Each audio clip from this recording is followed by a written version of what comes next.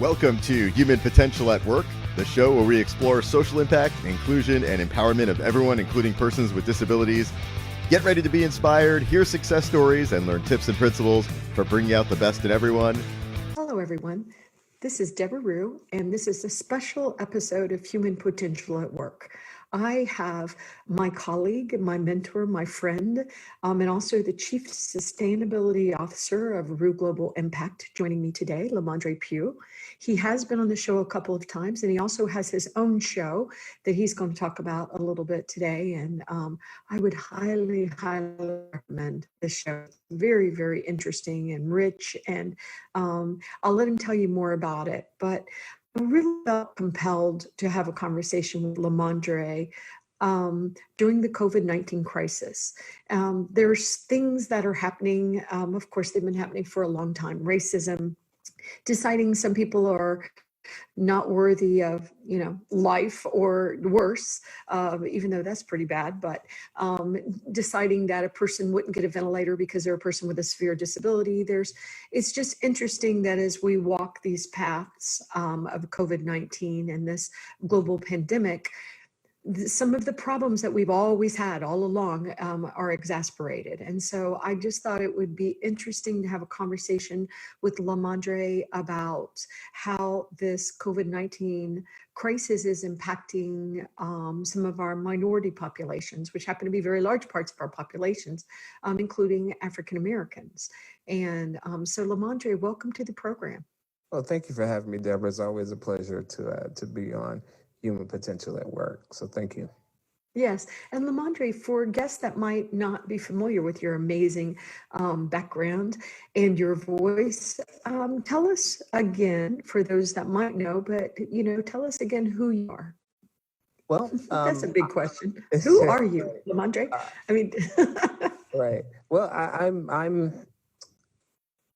I love people and I'm a lover of the planet. And so who am I essentially is I'm someone who is trying to bring as much light and as much unity in this world as possible. And I'm a person with a disability. I have spinal muscular atrophy. And the result is that I basically have the same functional limitations as someone who may be a quadriplegic. But the truth is, all of who I am is a bunch of stuff. I love the work that I do in terms of inclusion and diversity with Rue Global Impact as the Chief Sustainability Officer. As you mentioned, Deborah, I have a podcast called 5P with LaMondre, and the purpose of 5P with LaMondre is to highlight people who are using their passions to make the world a better place. And we use the sustainability goals, the 17 sustainability goals set forth by the UN as the backdrop for the discussions that we have. And I just love sharing information and helping people see the world in a different lens. So I guess that's in a nutshell who I am. That's right. That's an interesting question because it sort of depends on what day what day it is or what time of the day it is. Exactly. How I'd answer that question differently. So with your show, you focus on the United Nations Sustainable Development Goals, or the SDGs. A lot of people know them that way. And so you are, and I know that's answers, and it's a trick questions. So you're interviewing people with disabilities about the SDGs? No, I interview everybody. My thinking is life is a bunch of intersections. And even though I'm a person with a disability, I also care greatly about the planet. Even though I'm a person with a disability, I care greatly about economics. Even though I'm a person with a disability, I care greatly about ending hunger. And even people without disabilities still care about all of those issues. So disability is not a prerequisite to be on the show, but it's certainly not a barrier to being on the show as well. My whole thing is bringing the human condition and the planet to life, to light. And so it doesn't matter. It doesn't matter if you're a person with a disability or not. My thing is to represent people and to bring people to speak on my show. So that's what. Well said. And I do know what your show's about, but we're bad as society of if we include people with disabilities in the workforce, And if we allow them to thrive instead of saying, well, you'd be a great bagger and then you stay there your whole career. Right. I think, often we have people with disabilities only in work that support other people with disabilities, which is great. But I like that you have a much, much bigger voice than that. And you are a very talented, you know, show producer, show creator, speaker. You have a very powerful voice. And I like that you are not letting yourself get stuffed into someplace. You're so much broader than, Right. we're so bad about sticking round, pegs in a square hole, as Right. some Right. people say. Yeah, and that's, I think And that's I the think thing. that's I don't. interesting. Yeah. Yeah, I don't fit into too many boxes. In fact, I don't like boxes at all. And so it is always my goal and my aim to be outside of any box that anyone tries to put me in. So you know, life is life is not a series of boxes. It is a harmonious experience. And when I say harmonious, I mean there's dissonance, there's unity, there's all these different things. So how dare I be so selfish as to say that this is my little corner and this is all I'm going to focus on and do? No, life is so much bigger than that. And I believe that being vocal and I believe that being present is important. You are not going to pay attention to my issues if I'm not present. You are not going to hear my concerns if I'm not vocal. So the best way for me to be a part of, quote, mainstream, unquote, society is for me to help people realize that I am mainstream society. This is what mainstream society looks like. And so get used to it because we're not going anywhere.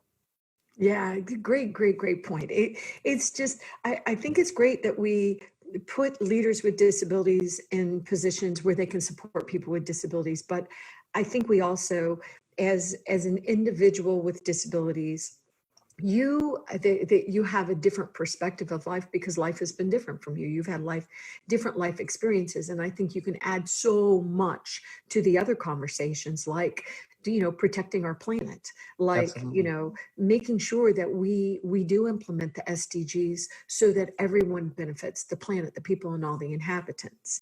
Um, Absolutely. and I also, am hoping that, today you'll talk to us a little bit about from the perspective of an African American. I was devastated when I actually heard it from you and I heard about Ahmaud Arbery, a young man that was jogging in Brunswick, Georgia, and he loved to jog. He jogged several times a day. He was a 26-year-old young man that was jogging, but unfortunately the color of his skin was darker than mine, and he was killed. He was killed because he was an African American. Yeah. And it's chilling. And we see this. We've seen it done to LGBT. We've seen it done to Jewish. We've done to Muslims. We've done it to Christians. Anyway, it was so sad. So Yeah. sad. And they thought that maybe he was a burglar, because all African Americans are burglars. But it was. I know that you couldn't talk about it for a long time, and but I wanted to ask you if you were ready to talk about it. Absolutely. Absolutely. And I'll tell you, it it it it it hit me so hard because it's not a surprise. I mean, it happens all the time. But the thing is, at some point, we have to take a stand and we have to do something different. And the truth is, yes, it was very sad, but it pissed me off more than anything else because at some point, this was not even the police. This was just people who decided that this young man should be stopped and met with guns. And what you saw on the video, which so many people saw, was a young man fighting for his life. He fought for his life. He did not bow down. He did not back up. He fought for his life, which is what you would do if someone is standing in front of you with a shotgun telling you to stop. Come on, it's the kind of thing where I believe that the world has got to wake up. And I will tell you, I did not want to speak publicly about it for a while because I was so angry. because I was so upset, because I was so enraged about this. And what I realized, and what woke up in me even the more so than it already had been, is that we've got to fight. We've got to fight. What we literally saw was this young man fighting for his life. And the only way that this thing is going to change is if we all fight it. I was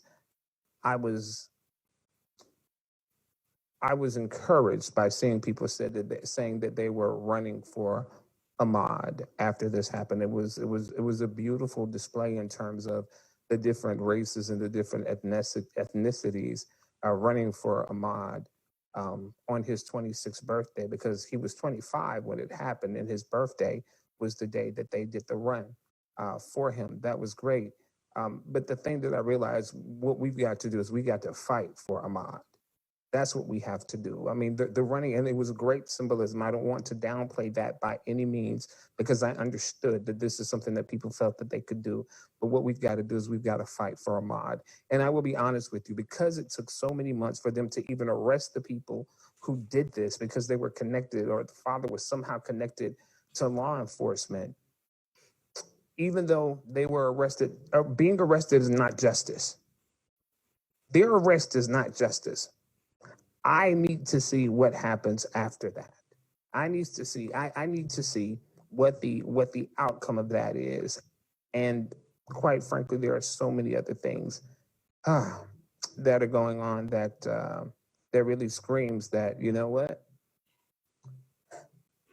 When we think about the Declaration of Independence, and it says we hold these truths to be self-evident, that all men are created equal by their creator, right? I realized that a lot of times the folks who wrote that did not necessarily include people who look like me. But guess what? I am endowed by my creator. And so even if you didn't intend for it to include me, it includes me. And I'm not backing down. I'm not going away. I'm not going to. I don't want to sound. Let me ask you a question. Mm-hmm. When you say, which by the way, I'm really glad to hear your voice on this topic, because it made me sick. It made me so sad for this baby. He was only 25 years old. And of course, my heart ached for the mom and anybody that knew and loved this young man, but he was just jogging. But just because he's Black, I mean, what is that? Why are we still doing this? So, LaMondre, what do you mean fight? Because often, what we do is, I'm going to fight you back. I'm going to get out that's not what you mean, though. And I know that's not what you mean. Well, what I mean is what I mean is that we have to fight this injustice in a really real way, that we have to come together as a country, as a people, and say, no, we're not going to stand for this. I don't care if this is what we were built on. I don't care if this is the lie that we have been sold. But the truth is, we have got to fight this. But I also do mean that we have to defend ourselves. I agree. We have to defend ourselves, because here's the thing. If you're going to tell me that, yes, we're a Second Amendment country and all of this kind of good stuff, but then you have your guns pointed at me and I'm not supposed to fight back, we're talking about survival. This is about survival. This is not about, this is about survival. So, I'll be honest with you. I am, and honestly, you have to deal with this. I don't have another cheek to turn. Yeah, I simply don't. I don't have another cheek to turn. I have turned the cheek so many times, and I know that there are people who listen to this and they'll say, "Oh my God, what did he just say?" That's what I meant. That's exactly what I meant. I don't have another cheek to turn, and quite frankly, I'm tired of seeing our people. I'm tired of seeing our people abused. I'm tired of seeing our people killed. I'm tired of seeing our people and then being told to forgive and get over it as if it didn't happen. Right. Let's move on. Right. Those days are gone. LaMondre. So I appreciate the opportunity to speak on that and voice that. Well, I agree. And I think it's important that your voice be heard. And as a white person, a Caucasian person, the white guilt, as they say, but the reality is my humanity hurts. My humanity hurts from this. And this, of course, we can't blame this on COVID, 19, anxiety, which, by the way, would have been a horrible excuse anyway. But at the same, because this happened before COVID-19, but COVID-19 is showing very, very, very serious issues with the African American community, horrible things like African Americans are showing up to hospitals and they think they have the COVID-19, they're being told to go home. But a white person comes and I don't understand. I just don't understand, because people are people. I don't understand it. Well, So anyway, and I think that that's the problem, is that people don't see people as people. We've been so divided by so many different elements, that the humanity has been bled out of it. And so, someone comes in complaining of symptoms of COVID-19, and because they're African American or minority in some way, shape, or form, they're told to go home. Whereas someone else could come and just say, I have a headache, and they're rushed to the back right away because they're from a idea of a privileged class. And the truth is, it is so ingrained in the fabric of America that many times we don't even realize it. That's something that was past, that's something that happened way back in the day, but we see people dying today because of those things. I mean, think about it. Even the concept of as a person with a disability, there were actually directives that were written that if you had progressive neurological disorders, or if you had an intellectual disability, that life-saving measures would not be given to you. You wouldn't get a respirator. Right. Yeah. Why? Because you have a diagnosis of this particular disability. Now, on what basis was that determined? Purely on the fact of disability? Because for some reason, this person over here who does not have disabilities, life is more valuable than this person who does. They have more worth. They have more. What is that? And so again, it is the perception of superiority in some way, shape, or form, or the perception of inferiority. And here's the thing: I don't care how you feel about me. I don't care how. I don't necessarily care what your personal feelings are. But the problem is when it can become institutionalized, and because of those perceptions being institutionalized, they can have an impact on someone else's life. That's when it's becomes a problem. That's when it's a problem, when we actually have institutionalized biases that really impact whether somebody lives or dies. That's it's chilling. It's chilling. And LaMondre, how do we move forward differently so that we aren't doing exactly what we've already done? I remember,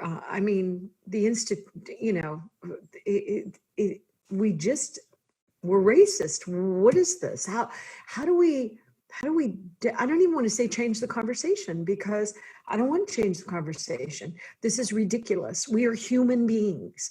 We are humans. And so why do we decide one person's skin color that makes them more valuable than another? It's so stupid.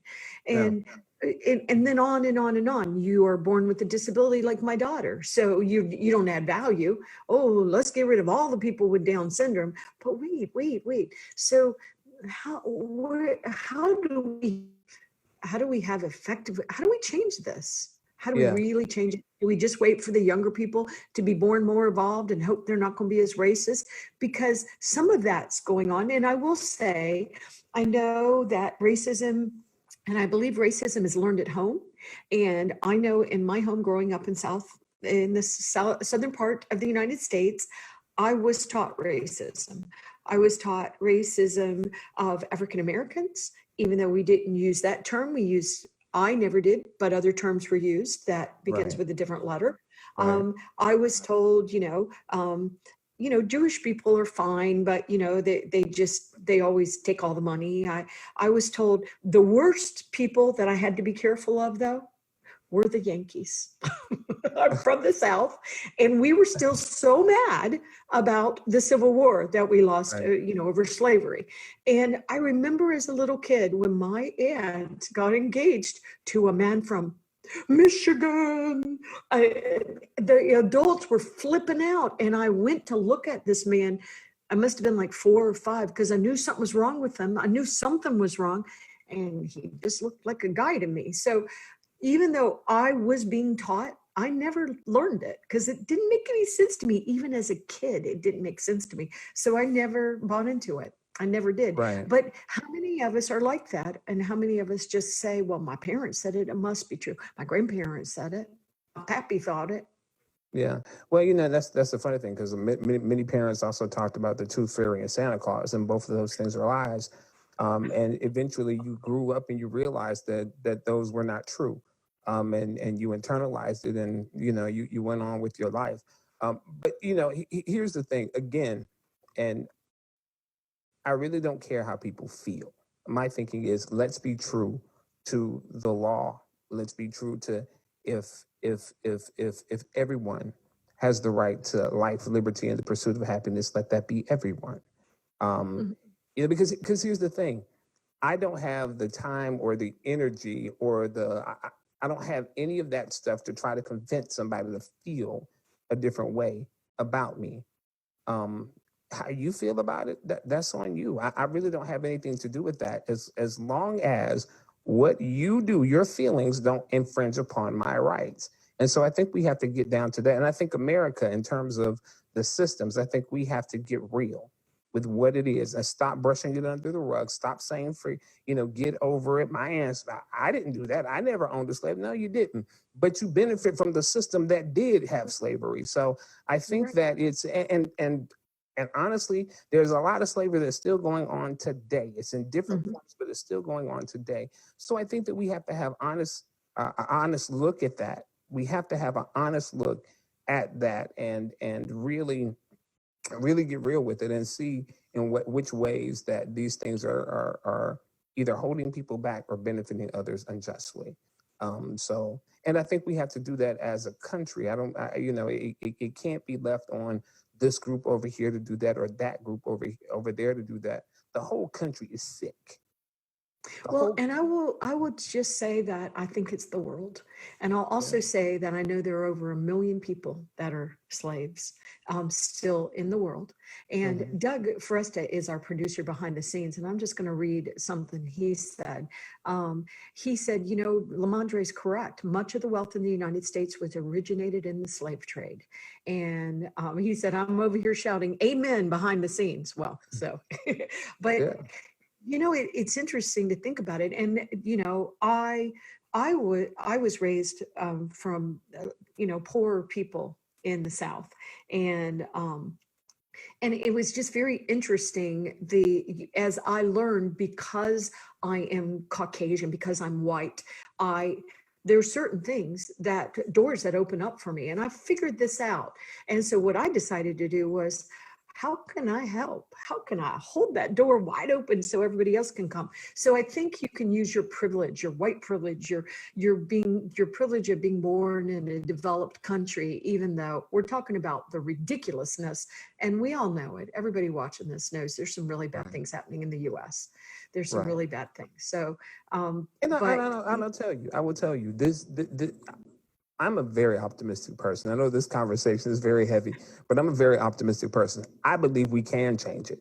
I I agree. believe that we can turn this around, and I think that we can see and will see better days and brighter days. But I believe that in order for us to see better and brighter days, that we have to stand up. I Those agree. who know better, those who see better, those who see the injustices have to speak out on them when they happen. We have to speak up. We have to stand up for each other. And I believe in standing up for each other, and being vocal about it, and not bowing to the will of those few deranged voices that are so loud these days. Not bowing to those wills. I believe that's how we can begin to turn the tide of this. I agree. And I also, I was looking at a number the other day of the amount of African Americans that had died from the COVID-19 virus as Hmm. opposed to others. And I forget the numbers now, but it was significant. And it was Oh yeah. because it is this bias that's built into this is racism. And people don't even realize, I do believe sometimes it's unconscious, but Yeah. you do not get the same care. And I Yeah. don't even understand that. That really is illogical to my mind. But so I agree. I know It's that a we part of can do it's a better. part of the institution that's been instilled in America. I mean, you can go back and look at what happens. I mean, in terms of medicine, I'm talking about medically, what has happened over the years. I mean, the Tuskegee experiment was a real thing. You know, when African American men were supposedly being treated for syphilis and they weren't because they wanted to see what the impact would be. So it's and this is a part of where the mistrust of the medical system comes in at. But here's the thing: it has been bearing fruit all along. This is the fruit of that. So even if it's as you said, an unconscious thing, that's because it's been ingrained. Right. I And agree. I agree. yeah, I agree. And we're going to change it because and you know what, Lamondre, I really do believe, and I'm an optimist too, but I really do believe that probably every single person listening to this is going to agree with us, because I think if you're listening to the show, you care about these things. yeah, And it is not just a US issue. It's right, interesting all over the world, even when you have nations of brown colored, people, the people with the darker complexions in those communities are discriminated against. It's just amazing. I absolutely, don't know why we've decided light skin is better than dark skin. Actually, on the earth, darker skin has advantages because I get so horribly sunburned and I'm wrinkling and blah. So, I don't, anyway, I think it's ridiculous. So right, I'll right. won't go into And it tirade. and it is a global thing, and I just believe that we can indeed turn it around. Though I I believe agree. that with everything in me that we can turn it around. I agree. And I think we talk about these things and we help people understand that people are being discriminated and they're dying because of it. They're dying because they're jogging, and they're dying because they're African Americans going to an emergency room and not being taken seriously as someone like me that goes in that's white with purple hair. They're going to take me seriously because I'm an older white woman. And, come on. Let me tell But you will they something. take my daughter seriously? Will they take my husband who has dementia seriously now? So Right. we can do There are better. people who are dying just by being in their homes. Yes, I know I the mean, people, isolation. sitting at the table eating ice cream, and someone walks into your home and blows you away because they think, "Oh, I thought it was in my house," or the young lady who was asleep in her home, um, and yeah, and so it's something again that's deeply ingrained. Um, Yes, in our society, but we will overcome this. We will overcome this. I have to keep going back to that. I have to believe that we will overcome this, and there will be a brighter tomorrow. well, and I also think with the COVID-19, all of us going home, and once again, not all of us went home. There were a lot of, parents, African American single moms, single dads, taking care of multiple children that are working multiple frontline jobs. Anyway, but I do believe that with this pandemic making us all really think about, what should the world look like? I think there's a lot of soul searching going on. I know there's a lot of soul searching. So what kind of world do you want the world to be? How are you contributing to making sure that the Right. world is a safer place for everyone, including people with disabilities, including African Americans, including LGBT, including anybody that's human? Because everybody's human and we're made of a bunch of different parts, and it's Absolutely. the beauty of us. I Yeah. love the diversity. I don't want to be exactly the same. Right. I would find that so boring. So Right. we Right. really can do I would better. tell you. You said that most of the people that would tune into this show would agree, and I I hope so. appreciate the agreement. But what I really would like for people who do agree is to take action. It's Right. as I said, when you see something wrong, you voice it. You get involved. You do that because seeing a wrong And saying nothing is just as bad as contributing to it in the first place. I Because agree. if you know, I'm a firm believer that if even if I'm not left behind, but I see you being left behind, that I need to work to help your situation. And the reason that is because it's better when we're all moving along. It's better when we all can Yes, get there. It's better when we all have something that we can reach for, as opposed to just me winning and that's it. You I know, agree. so I agree. you know, I think, if you agree and you hear this, great. Thank you for your agreement. Now I need your action. Now I need you to move forward. Now I need you to do something to forward the cause, and it's greatly appreciated. I think we're stronger together, and we talk about that a lot. And Absolutely. we have to have the hard conversations. Both of us are optimists, but we have to have the hard conversations, and we have to do it in honor of this amazing soul, Ahmaud Arbery, and his family and his mother's heart that is broken. And anyway, we can be better as human beings. We can be better. We can be better. So we've got to keep trying. We've got to be heard. Please do take the time to check out LaMondre Pough's podcast 5P. You can find it on our website at ruglobal.com. He does have a very powerful, enlightened voice. And that's one reason why I'm so honored that I get to work with him, and honored to have these tough conversations too. He's a great teacher to me, and I know his heart got broke on this one, as it is many times to many people all over the world. But let's keep fighting to make sure that the world works for everybody. So thank you, Absolutely. LaMondre. I appreciate you being on the show today.